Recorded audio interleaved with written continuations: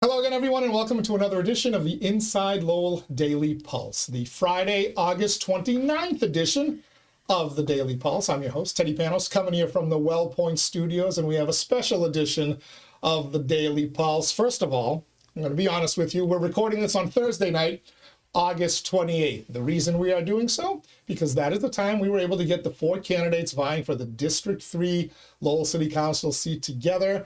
We will air this, as we do all of our Daily Pulse episodes, at 12 noon, so you'll be able to watch it. As you are watching it right now, it's either after 12 o'clock noon on Friday or sometime in the future, but we're going to give you an opportunity to hear from each of the candidates, to hear about their stand on the issues and their vision for the district and the city of Lowell. So we thank you for joining us. We'll introduce them in a quick second. Let me just say thanks to our Daily Pulse sponsors, Ray Booten, licensed realtor in Massachusetts and New Hampshire, certified appraiser in both states as well. So if you're looking to buy or sell a home, a business, or a commercial property, you need to get in touch with Ray Booten today. realestaterayBooten.com is his web address, realestaterayBooten.com.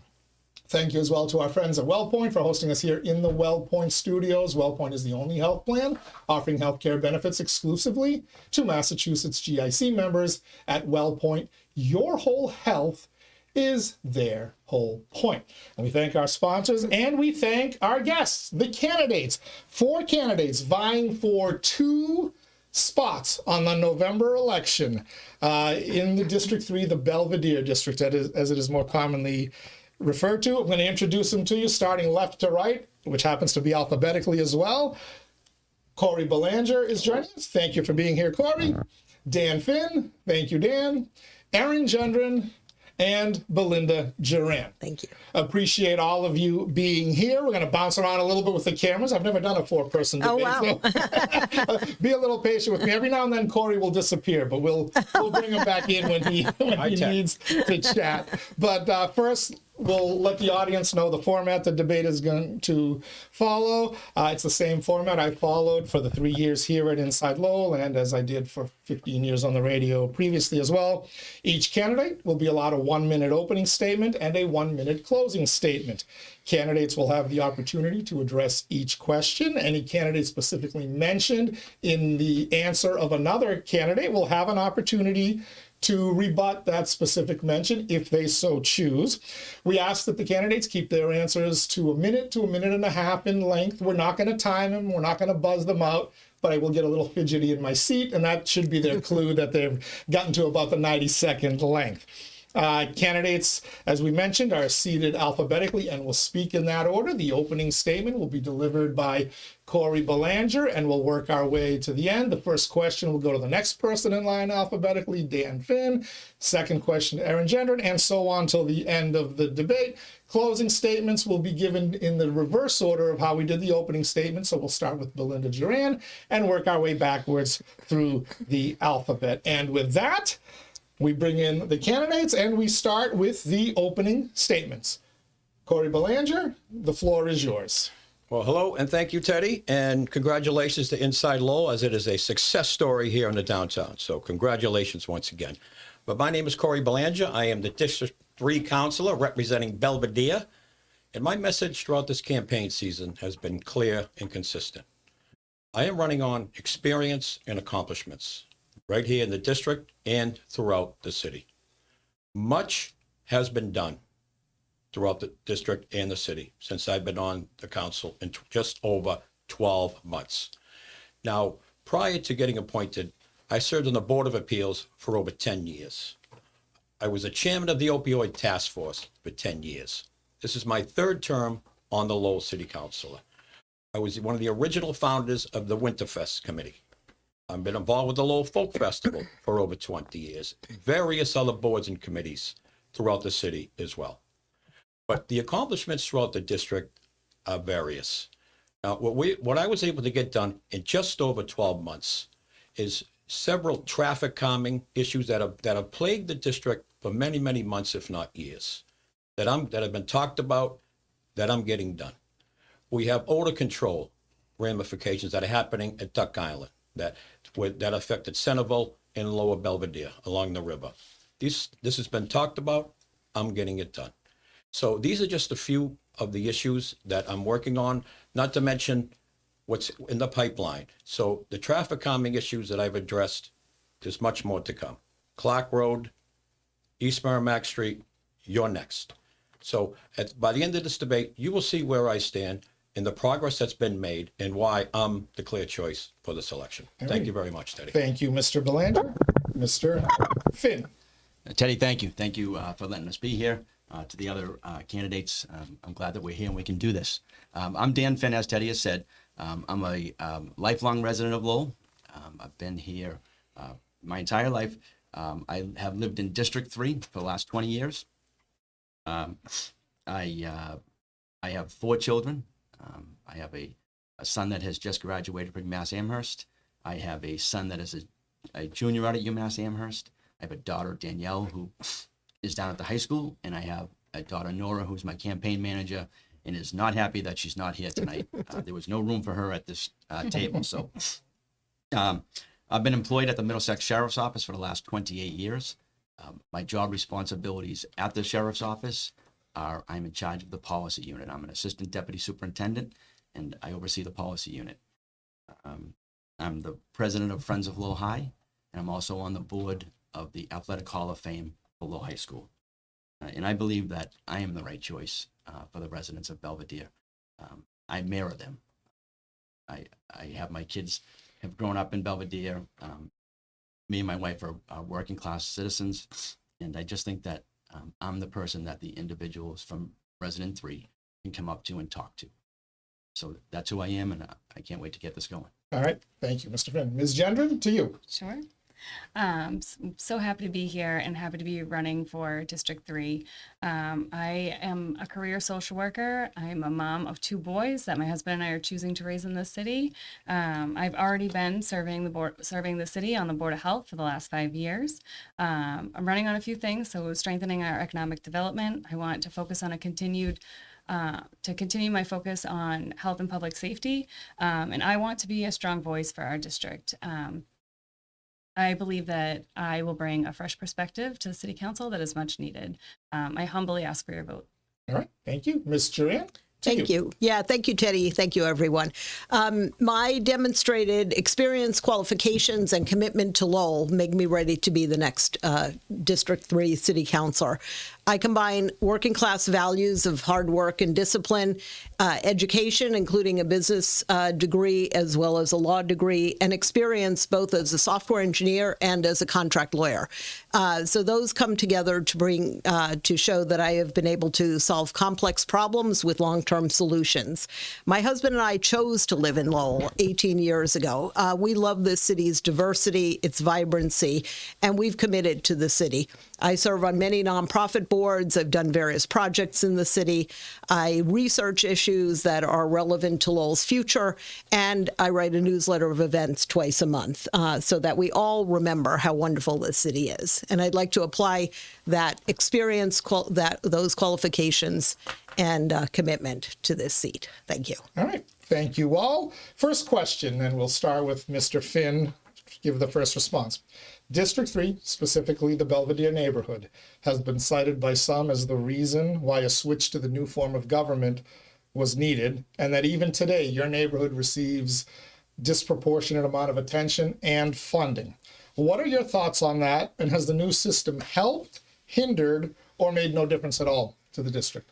Mr. Finn. Personally, I like the new districting. I think it gives the opportunity for every section of the city to have a representative. There was a time where Christian Hill, where I grew up, didn't have representation for over 25 years. Bernie Lemoyne was the last person. So I agree with the redistricting. Yeah, that's how I feel about it. Has it hindered me? Yeah, a little bit. You knock on a door and you talk to the individual that answers it, and you have to ask them for their vote, and not just, could you give me one of your 9 votes? So it's more difficult, and we have a cast of great candidates here. It's going to be very difficult for the individuals that live in District 3 to make their decision. But I do agree with the redistricting. All right. Erin, Ms. Gendron. Sure. I think that the redistricting is great. It's great that it's bringing out more people to run from different neighborhoods, which is wonderful, and that every neighborhood of the city gets representation. I said it last night and I will say it again. I don't agree that with the narrative that Belvidere gets more. I don't think that we do. I think when you look at the way that our district is broken up, I mean, we have bigger parks that cost more to take care of. But those parks, the idea behind it, I mean, Freeman Shed was a visionary and he donated that park to our city with a deed that it has to remain a park. And we need to take care of it. So if that costs a little bit more, then okay. I don't think that that means that our district is getting more than any other district, but we need to take care of the things that we have throughout the whole city. Right. Ms. Joanne. So it's interesting when I talk to folks in Belvidere, because some feel like instead of having 9 people to vote for, we now only have 4 to vote for. So that is the negative that they see with the district representation. But the opportunity for everyone in the city to now be represented, is really wonderful. And I think if the ultimate goal is that more people get engaged, I think we will have achieved the right results. For Belvidere itself, our neighbors are not focused just on Belvidere. They want the city as a whole to be successful. So they don't just want things for Belvidere, except if those things like Shed Park and Colley Stadium are really, as they are, available to everybody in the city and throughout the area. So I don't think Belvidere gets more than its fair share. And in fact, I think we all want the pie to grow bigger and not just to be divided into 8 districts. All righty. Next question, and we'll start with you, Ms. Gendron. Oh, yes. I want to speed it up, but not that much. You know what I mean? Well, thank you for the question. Well, we experienced this, we lived through it. I mean, make no mistake, Belvidere was the inspiration for the district representation. Belvidere was punished for voting. But nonetheless, it's worked out great. It's allowed me and district representatives all throughout the city to laser focus in their district with much more focus and concentration. And for me, I think it's worked out great. There's no 2 ways about it. But I'm not going to let my district be punished for being engaged, because they most certainly are. And I'll give you a great example. Sidewalks were being installed on Beresford Ave and Douglas Road. They were going to remain asphalt. Okay. Through the engagement of my constituents on the respective streets, they lobbied, got me signed petitions, along with the support of my colleagues on the council, my at-large colleagues. We set a citywide ordinance where any new sidewalks from this point will remain concrete. So by being engaged, this is what you get. You get results. So I'm not going to let my district be punished, especially monetarily. Okay, another example is parks and open spaces. We have 3 to 4 times the open spaces of any other district. So when there's money allocated, I'm going to want a disproportionate amount of money. So I just exactly just what I did. So while ARPA money got split evenly through the FY26 capital budget, I lobbied for an additional $1 million for Shed Park tennis courts and the stadium, Colley Stadium as well, and the Shed Park Pavilion.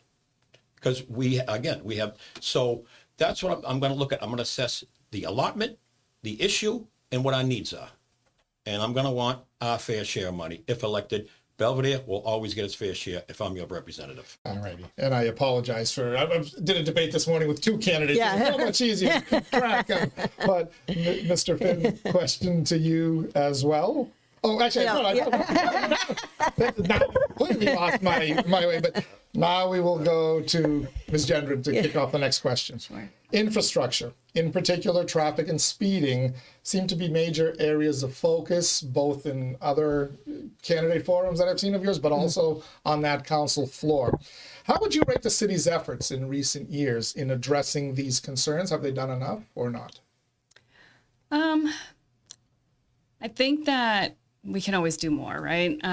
But I think there are areas within our district that seem to be a little bit forgotten. High Street, Ford Hill Ave, like going up Ford Hill Ave. Those are some areas that, I mean, I don't think there are people that complain very much when I knock those areas. There are a lot of people that just try to take care of their own sidewalks and do some of that stuff themselves. But as a city, I mean, there's 2 schools on either side of High Street. the traffic over there needs to be some traffic calming measures. Just people use it as a cut through. And there's 2 schools and it's congested over there. So I think that if we're looking at the district as a whole, because it's not just Belvidere, like we have High Street, we have Fort Hill, we have a little section of South Lowell. So I would advocate to take care of some of those areas that I feel like are just have been forgotten about, as well as, Andover Street and other areas that we really need to push hard on. Okay, Ms. Duran.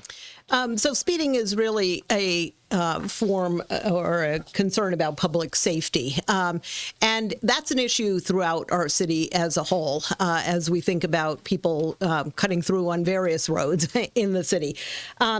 I think we have experts in the city. We have Liz Altman, the traffic engineer. We have road ratings about both road maintenance, but we should also and we have some data about how the new speed limit is, how effective it is.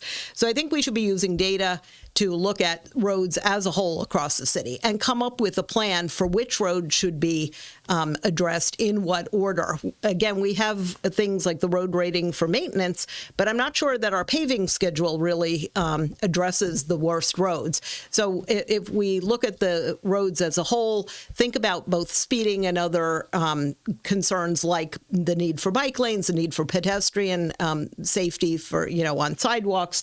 I think if we look at things as a whole, come up with a plan and then stick to the plan year after year rather than micromanaging the plan, with particular motions at the city council. I think the city as a whole will be able to move forward with those kinds of addressing those concerns. All right, thank you, Ms. Duran. And to all of you, by the way, I know the questions can be a little wordy and it may take a while to get back to you. Please don't hesitate to ask me to repeat a question. Oh. And there's one where you may want me to repeat it anyway because it is definitely wordy.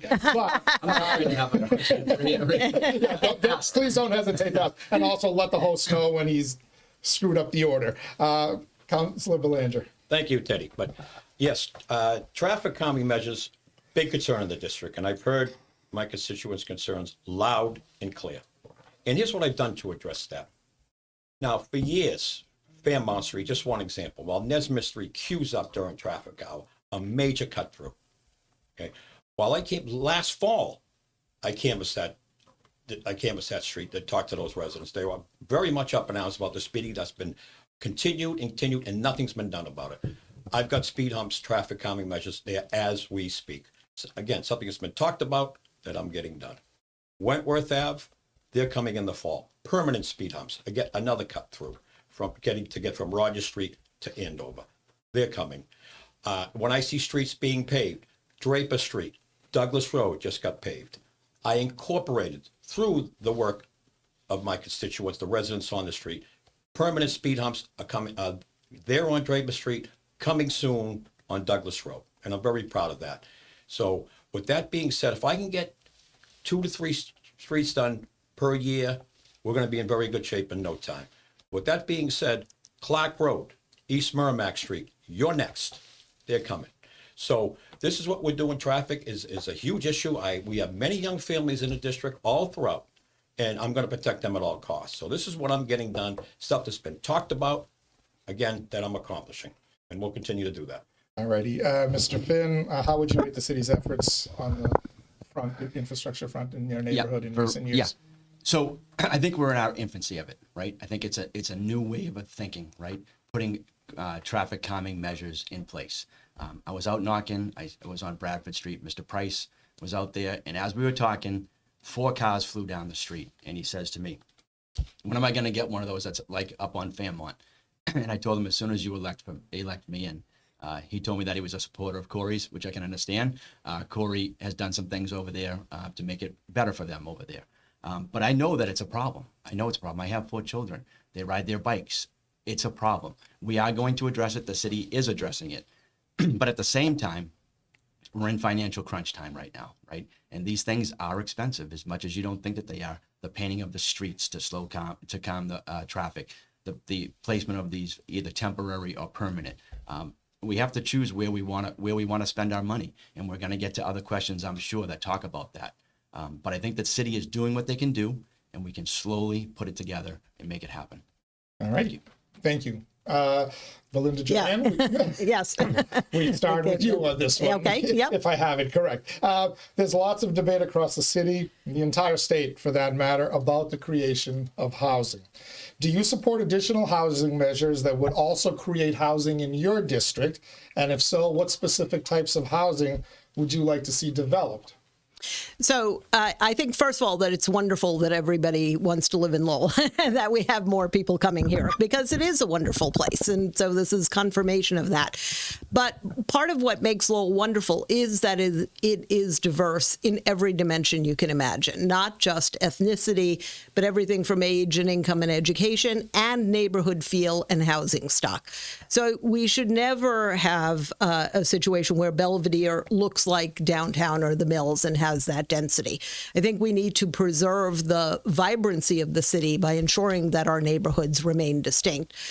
We obviously have projects coming in, Link and the FrontRunner City status, that will create development throughout the city, hopefully, with hopefully mixed rate housing, and with the FrontRunner City program in particular, because I've read the book that was recommended by the Urban Economy Forum about the Regent Park project, that those projects are supposed to be community centered and require community involvement in trying to determine what's needed. So with the city as a whole, we'll have some influence over the kinds of projects that are developed, throughout the city. And I think that's the right approach for us to take.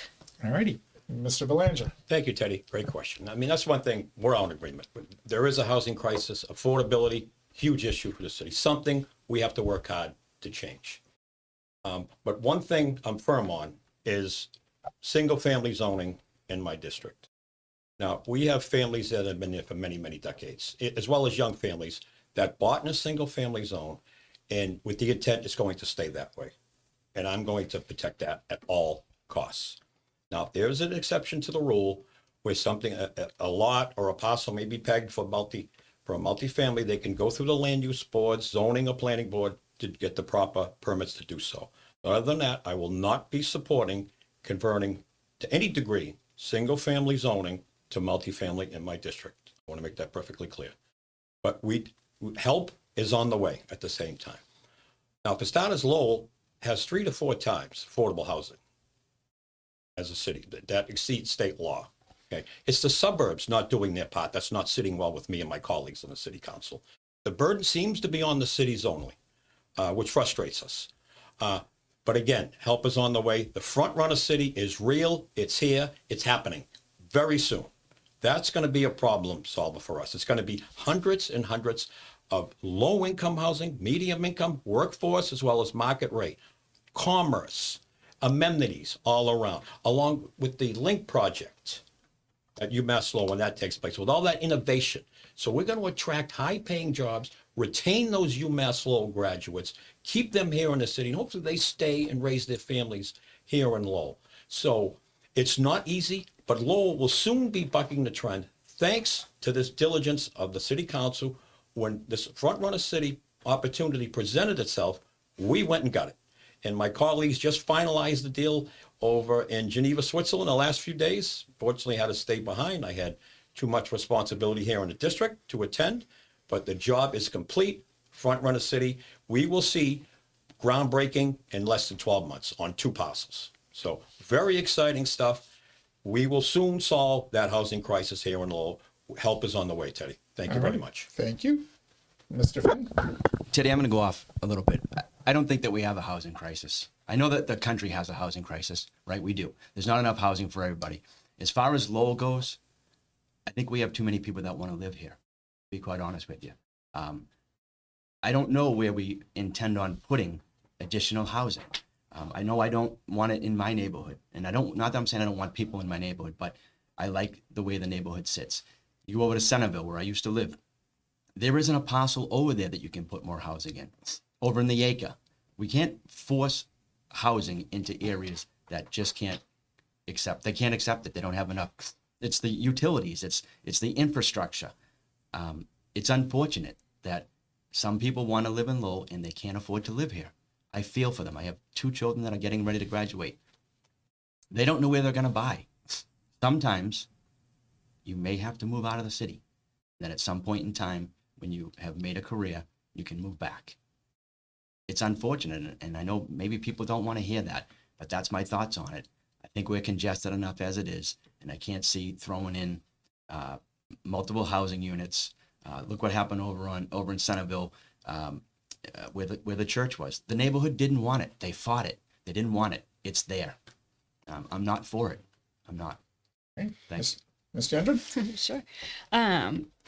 So in Lowell, we have zoning boards and planning boards for a reason. We also have one of the most permissive zoning in the Merrimack Valley. So we allow people to build more on less land than most of the other cities similar to us around us. I think that there is something called smart density planning, which goes from low density, medium density, and high density, and how to build on footprints that make it look aesthetically to like match your neighborhood, that has parking. Like there are ways to do it and smart ways to do it. I think we need to focus on that for wherever, like everywhere that we're going to build in the city. In terms of like my neighborhood, I mean, I lived in Centerville on Hilder Street, and when we saved and we bought our house in Belvidere, and I think that's okay to say that we want to keep single family homes, but it's also okay there's one on Loose Street, 2 beautiful homes that's built on one plot. That's an ADU. They got a variance. It was a small variance, but they got it, and it still matches the aesthetic of the neighborhood, and it looks nice. You would never even really know it's an ADU. So I think things like that just kind of, it's increased housing production, but it's still matching up with single family zoned housing in our neighborhood. So, yeah. All right. Well, thank you. Next question, and we're going to start with you, Mr. Belanger. This is my wordy one, so if you need me to repeat it. Lucky me. The current administration and the 2 most recent city councils have approved tax increases totaling 11.5% over the last 3 years. 5.5% in 2023, 3.5% in 2024, and just recently the council you were a part of, 2.5%. Do you support these increases? If so, why? If not, please cite a specific area where you would like to see the cuts so that the taxpayers can save money. Keeping in mind that according to CFO Connor Baldwin, that a 1% reduction in taxes requires $1.8 million in cuts. That's correct. Thank you for the question, Teddy. It's a good one. And a big concern from the constituents of my district. Absolutely. Now, I am part of the 2.5 that we went up in fiscal year 26, which is bare minimum. Now, the objective is to, as a district councilor, and I've served on both. I've served at large level and I've served as a district level. And always the mission was to keep services at a very high level and keep taxes low. Now, I supported this year the 2.5 increase. Now, as a city, we have responsibilities that we are fixed costs, or if you will, expected increases. We all know, like we run homes or businesses, healthcare went up 13%. Charter schools went up $3 million. Salaries went up 3%. Utilities go up just like they do at home. They go up for the cities too. So we have fixed costs that if we don't meet, that we're kicking the can down the road and we'll have to match the following fiscal year. I'm not justifying tax increases, but I'm trying to explain to the taxpayers the best I can.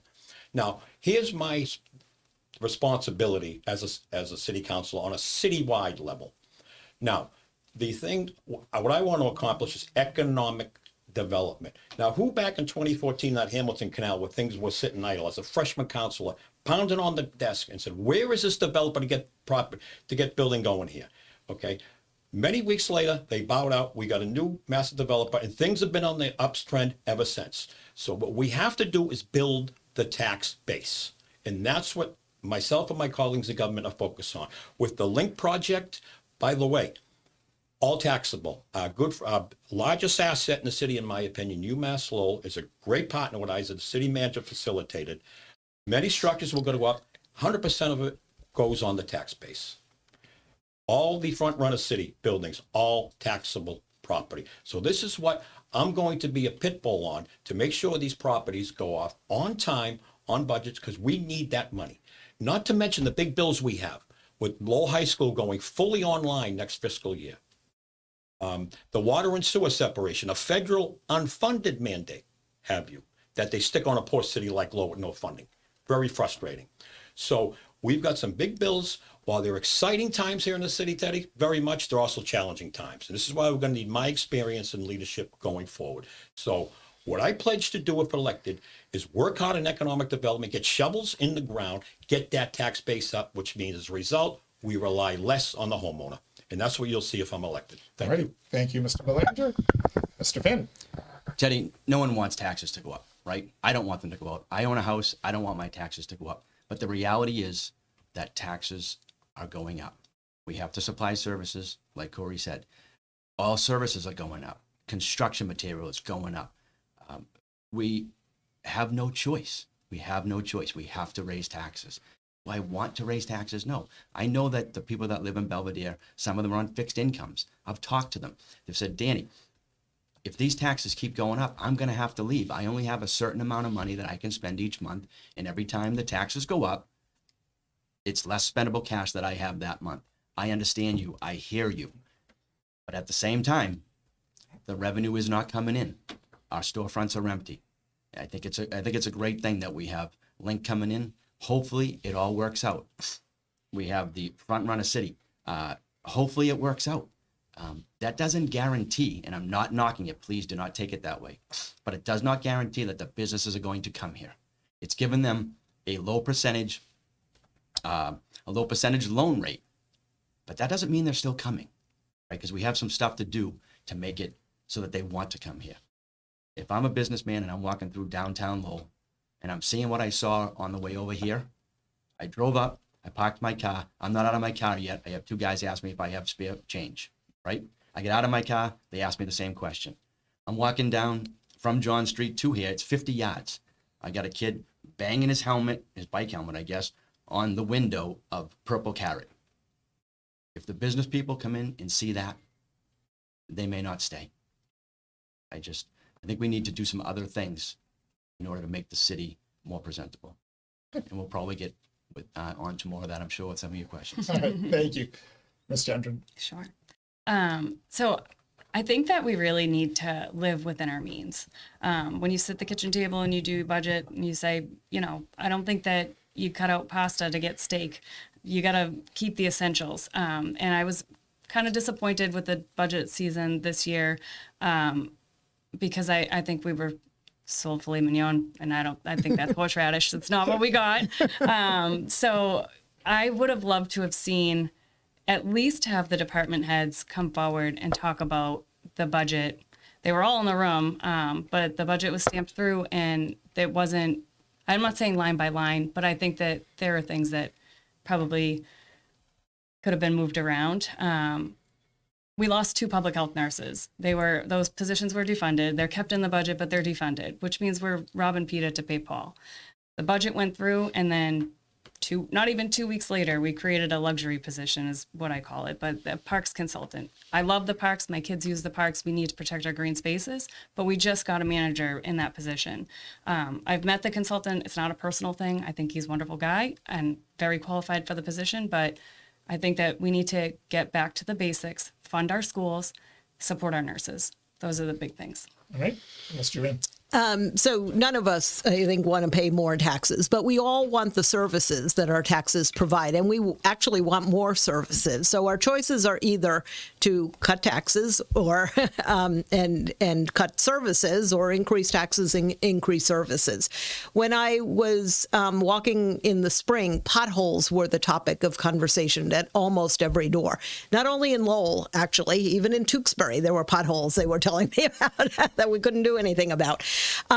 But our city has been spending more on horizontal infrastructure, on doing road repavement, because we now have, and at a significantly increased level, because it was needed, because the tax revenue had been really diminished over the years. It had not kept up with the opportunity for raising taxes. We had, therefore, a whole lot of infrastructure that was not addressed because past councils had tried to keep tax rates low.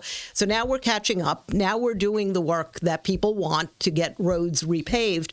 And I think that's necessary. Those are the services we want, but we have to understand what the cost is. And part of that is communication. People have expressed that, taxes keep going up, but I don't see what I'm getting for it. So we, as the city council, the city administration, have to do better in communicating to people how our money is being spent. And it's hard to do that by asking people to look at a 700-page budget. We need to break down what the money is being spent for in ways that make it clear to people and that they can react to. All righty. Thank you all. Next question. We'll start with you, Mr. Finn. Do you believe the city is properly funding Lowell Public Schools, both in terms of cash contributions and also in maintenance of effort? I think they're doing what they can do, right? We've talked about it with the last question. The funds are tight, and everybody needs to understand that. Do I like the fact that we get rid of 2 nurses? I don't, right? But cuts need to be made, and I think department heads need to look at what it is that they're spending on, what it is that they're buying and spending their budget on. So I feel for the school system, I do, but everybody is feeling it. The department that I work for, we lost $10 million. It's happening across the state. We're in hard times, so it's time to pull the straps a little tighter and watch what you're spending your money on. I wish we had more money, but then again, we'll have to raise taxes, and nobody wants us to raise taxes. So you can't have both. You can't have a big pie with a bunch of little slivers. You can't have it unless you raise taxes, which was the other question. So you're fighting. It's a tough fight, and I think that we're funding it to the point that we need to. The state has a level that we need to fund it to. We're there. And so our obligation, we're meeting it. But I think that we need to tighten the belt a little bit. All right. Ms. Gendron. Sure. I think that the way that our schools are set up, where the buildings are owned by the city, but then the school also does the maintenance of the buildings, it's very unclear. And being on the Board of Health, this is something that it's so hard to follow who's doing what and when and whose responsibility. I actually pulled a contract to look at the writing on it to say, all right, who is responsible for the hood cleaning and the servicing of different parts of the kitchen? And the way that it is worded and written, I think even it's so hard to understand. I think that it's a landlord-renter kind of system, that we own the building, the city owns the buildings, and the school is in the building using the building. So I think that we really need to kind of look at that. I think that the school department and the school committee should be in charge of the budget to fully support our teachers and fully support education. And I think that we need to take care of our buildings, get them up to where they need to be, and have that be on the city side because they're city-owned buildings. And I think that maybe there'll be more transparency with that and be able to actually see, where cuts could be made if they do need to be. But I think that it's a difficult situation, that the way that everything is set up, and that it could be different if we look at it differently. Okay, thank you. Ms. Duran. So education was critical to my development, and it's really critical to everybody's development. We're no longer in a world where people will have one job for 40 years and retire, and that's it. Everything is changing. Technology, the economy change constantly.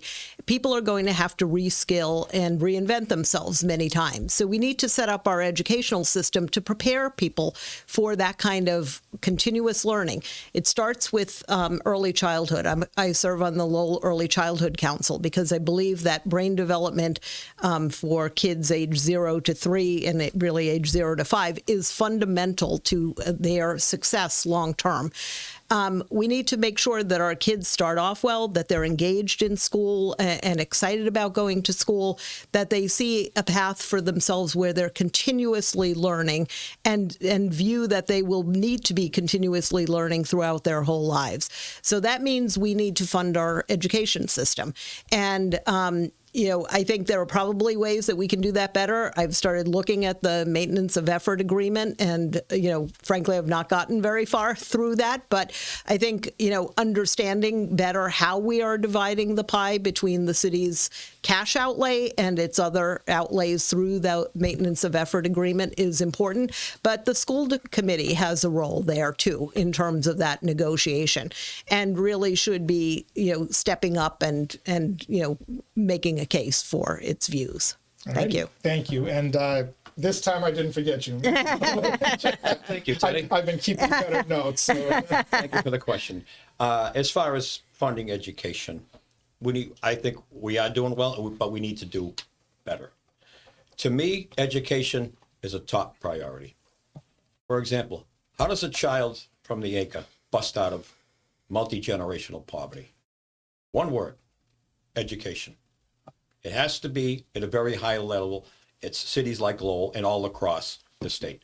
But I've done that. I put my money where my mouth is. By additionally funding the schools by an additional $2 million, borrowing from free cash, which is not in particular a very good financial practice. But that's how important education is to me. Because I made a pledge to the teachers that classrooms are not going to be touched. And I stuck to that. That's just one example. Now, on another, as far as maintenance of effort, Teddy, now, many of us know we have not been good at maintenance, and we have not been good for a long time. But this council is turning that curve by the formation of a facilities department, brand new facilities department that we just approved in FY26 to maintain and care for our largest asset, $400 million asset, I will add, known as Lowell High School. To start there and to trickle down, just to focus on school buildings. We've done that. We've invested, and I want to give credit to the Eileen Donahue administration, who was very successful in getting MSBA funding for all our HVAC upgrades throughout the city. She was very effective in that. So much has been done the last few years. We are, and we will get better at school maintenance for sure. But I'm going to make sure, if elected, that our schools, adequately funded, that are clean and safe and well maintained, and every child has a hot meal when they get to school so they can have the right mindset to learn. So very important to me, and I want to be held accountable to this pledge if elected. So education, very important to me. Thank you. All righty. Thank you, Mr. Belanger. Final question. And from what I understand, this is your final forum before you actually get out there and do some voting. So you're probably grateful that it's all over. We're going to start with you, Ms. Gendron. A lot has been made about the FrontRunner City designation. You've heard Councilor Belanger mention it. Many of you have mentioned it. And the potential for billions of dollars of investment coming in from outside the city into the city. If you were the king of Lowell, if I could wave my magic wand and make you the king, you didn't need anybody's permission or help to do it. What type of projects would you push for with FrontRunner City investment? Ooh, I like this question. I think that our green space is really important. And so when we're building things out, I think that we need to protect our green space. So when you look at other cities and how they have built things up, I think that you can build up and around and have nice courtyards and different areas like that. I just want to protect our green space. We have so few of it in dense areas that I want to make sure that whatever we're putting in for developments and for buildings, that we're making sure that there is still spaces for people to congregate and to enjoy outside and fresh air and recreation. So I just want to make sure whatever we bring into our city, that those are things that we are protecting, because it's at a premium. So. Okay, and I apologize. I said I would make you king of Lowell. I would make you queen. Yes, thank of you. Lowell. Yes, exactly. Well, I was going to interject. I copied the question from my debate with two gentlemen at the front. My apologies. I'd like to make you queen of Lowell. Okay, thank you. How would you have that FrontRunner City money invested? So I have read the book Rhythms of Change, which was recommended by the UEF chair at the July City Council meeting where they spoke. And what is clear from that project, which, by the way, was not a front-runner project initially, it was actually done in Toronto without any concept of front-runner city at the time. It was a 15-year project with a lot of community involvement by the people who lived in the public housing that was being turned into, larger mixed-use housing. So we need that, and that kind of community-centered work is clearly at the heart of what FrontRunner City is all about. So we should not be thinking that this is something that's either going to be imposed by the city on a particular neighborhood. The neighborhood and the city as a whole needs to be involved in that development. When we see the pictures on your website of some of the potential areas, I think that all looks wonderful. So we need that balance between community involvement to make sure that what is being built makes sense, but also not to the point where the community can stop all new projects. We should not just be stuck in the 2025s for the next 100 years or the 1800s for the next 100 years. We need to be moving forward. So that means a plan and the right skill set to balance getting community input in a way that doesn't just sort of close the door to all opportunity, but is able to balance and move people forward in coming up with new ideas in a planned way that makes sense for the city, and where the city has a seat at the table in working with the developers and the investors who are part of the FrontRunner project to ensure that the city's interests are protected as well as those of its residents. So we really need a plan, a strategy, and the right people at the table on the city side. All right. Thank you, Mr. Ram. Mr. Belanger. We're back to King, right? 2025, you can be a queen too. Anything goes. Well, thank you very much. And thank you for the question, Teddy, because the FrontRunner City, it's here, it's happening, it's real. And development is coming. It's a very, very exciting time. What me and my colleagues were able to do in the last 12 months since I've been appointed to the council. Now, what's going to happen here is the low interest money is going to be the key. While every gateway city in the Commonwealth is at an absolute stalemate, unless you get those state and federal subsidies, but then you pledge affordable and low-income housing. Okay, it is time we think about market rate, first-time home ownership at the same time, people with disposable income. Now, the FrontRunner City, Teddy, is multifaceted. It's not just housing. The UN representatives told the developers that straight out. We don't just do housing. This is going to be commerce and amenities. It's going to be a small city within a city, partnered with the Link project. So what's going to happen is low interest money to combat high interest rates. We all know mortgage rates are 6-7% still. Well, commercial rates are even higher. Partner that up with high construction costs. It's been insurmountable for many cities. Lowell will soon be bucking that trend within months, okay? By providing billions with a B of construction money, low interest loan. I'm talking under a handful of percent. So now developers say, okay, now I can build, now I can turn a profit. And that's the difference maker here. So it's going to create, again, back to the tax base for the homeowners, going back to the district. Relief is on the way in that regard. So it's very exciting. It's about creating not so much one thing, Teddy, it's everything. This is a total package when it comes to development. You're going to see amenities like in no mid-sized city in America has. So it's very exciting. I can't wait to get going on this project, but I'm going to need your vote to cross this project to the finish line, as I have the insight and the knowledge and the good handle on this project to push it through the finish line. So look forward. It's exciting times, and I look forward to it if elected. All righty. Mr. Fitt. Teddy, I'm not a naysayer. I'm not. And I hope that the FrontRunner City is everything that Corey has just explained. I hope that it is. My biggest problem is when the businesses come, they see what we have right now. So if I was the king, I would clean up downtown. I would clean it up. We can't continue going down the road that we're going down. We've done this before. We've had contractors come in and they're going to build and then they're gone. Why are they gone? They don't see vision. They don't see it here. Why? Because we don't present well. And I hate to say it. I love this city, and I hate to say we don't present well. We don't. We don't. We have 100,000 people in our city, 113,000. We have 250 people that are either homeless, mental health issues, that are making the decisions for us. Unfortunately, they're not actually making the decisions, but they're making it so that we cannot have businesses come into the city. It's a fact. We need to do something with them. We need to help them. We need to give them services. We need to help them, get them on the right path, stabilize them, give them reentry plans. That's all my language from work, right? That's what we do. We stabilize, we give reentry, and then they're capable citizens.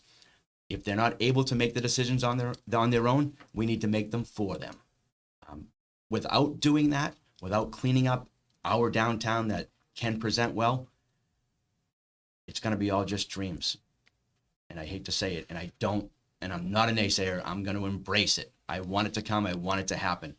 But there's some things we have to do before that can happen. That's what I have to say. Alrighty. Thank you to all of you. Appreciate the responses. Time now for our closing statements. Ms. Duran, you get to go first. Thank you. Thank you, Teddy, and thank you to everybody here, as well as everybody watching on the video.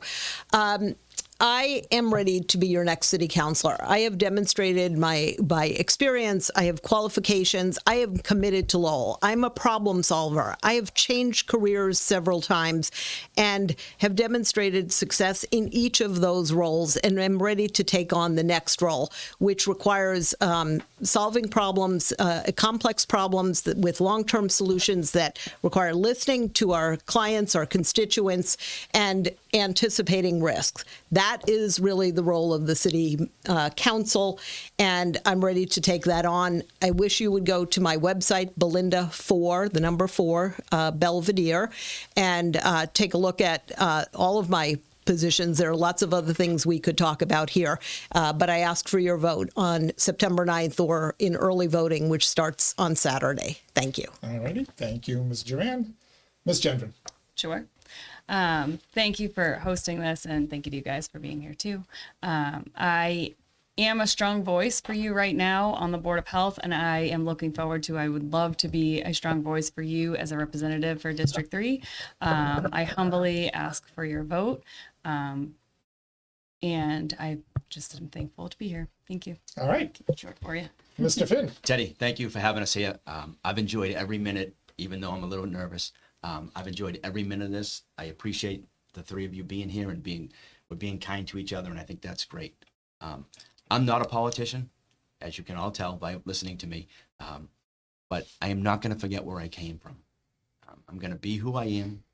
I am going to listen to the residents of District 3, and I'm going to do what they want me to do. I'm not going to go along to get along. I'm not. That's not the person that I am. I have integrity.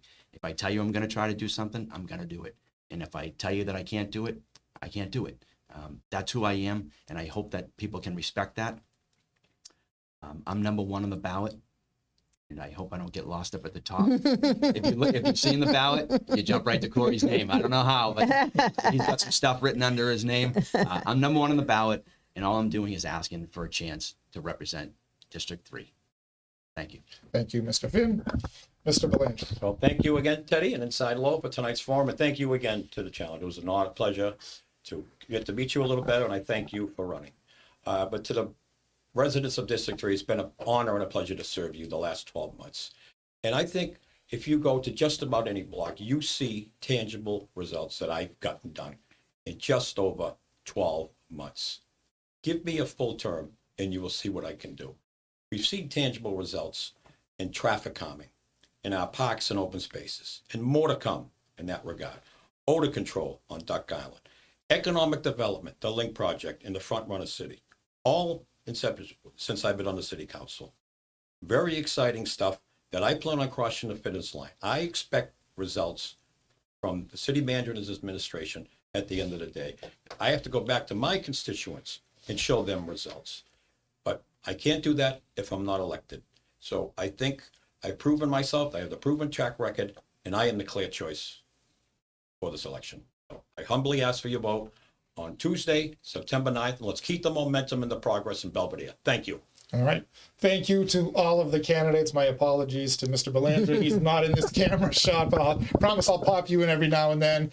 But we've had an opportunity to hear from all of you. I think you've all had an opportunity during this evening, but also the rest of the campaign to lay out your vision for the district and more importantly for the city as well. So we appreciate you taking the time to be here. Good luck on the rest of the campaign trail, and we'll be chatting with you all through election night, and then two of you we're going to keep bothering after the election as well, because two of you will move on to the November general election ballot.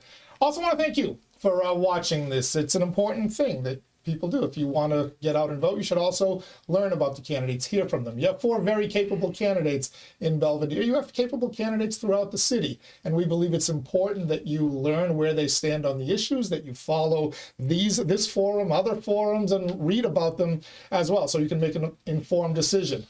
Ballots are actually in the mail as we speak here on August 28th, and I know we're dropping it on August 29th, but the city elections office says the ballots are there. If you want to vote by mail, you can request them. Early voting begins. What was the date on that? Saturday. Saturday the 30th. And then election day on September 9th. So you have plenty of opportunities to vote. No excuses not to. We thank you for joining us here on another edition of the Inside Lowell Daily Pulse. Next week, we'll have a full week of shows lined up for you. Actually, I lied. We'll have 4 shows lined up because we're not doing anything on Labor Day. One of those shows will be the District 8 debate. The Upper Highlands neighborhood, John Dakota, Marcus Candido, and Francisco Maldonado will be here answering questions regarding their district and the city as well. Till next time, everybody stay safe. Have yourself a wonderful weekend, and I'll see you on the other side.